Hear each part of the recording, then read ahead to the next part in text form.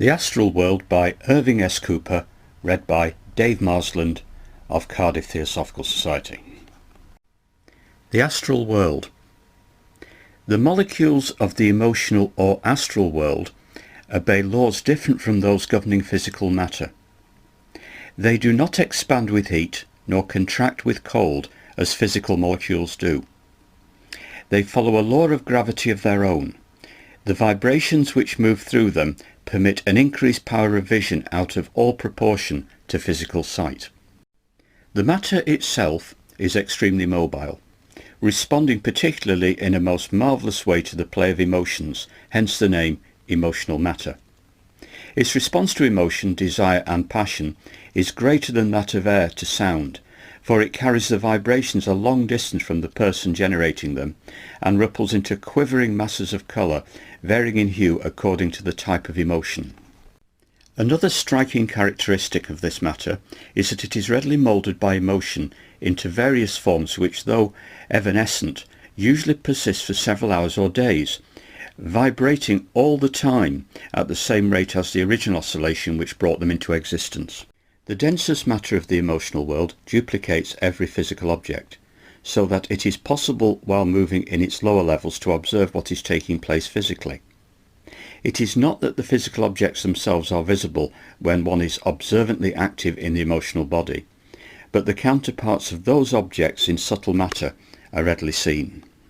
In fact, those who are not very observant, or for one reason or another are not aware that they are moving about in the astral world, frequently do not detect any difference between objects formed of physical matter and the subtle duplicates of those objects.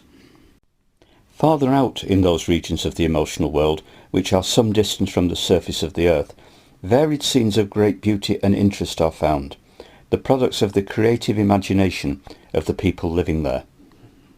The emotional world is thickly populated with all types of living beings, human and non-human, not in its surface as is the case with the earth, but within it as fish live in the sea and birds in the air. Limbs are not necessary for walking, nor wings for flying, for desire and will are the motive powers which move us from place to place in this unseen world. Nevertheless, we preserve the same appearance there as here, probably from habit, but also possibly from some deeper law of form which controls all creation. The non-human creatures follow a line of evolution which has little to do directly with the human.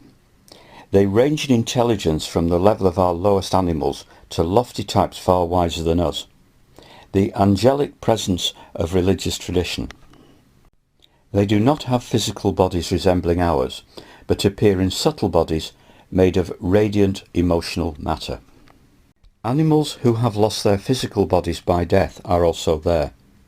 They spend a brief, though happy period in the emotional world before being born again of animals of the same species. In this world are found millions of human beings, including not only the entire population that is living on Earth at any one time, for remember, we possess emotional bodies in addition to the physical, but also practically all those who have lost their physical bodies by death during the last 30 years. Those who have been dead longer than this have usually passed into the still more subtle world known as the mental world, or the heaven world, or Devachan.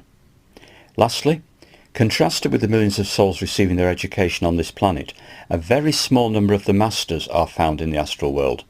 They are the great teachers mentioned so frequently in theosophical literature, and it is they who have charge of human evolution.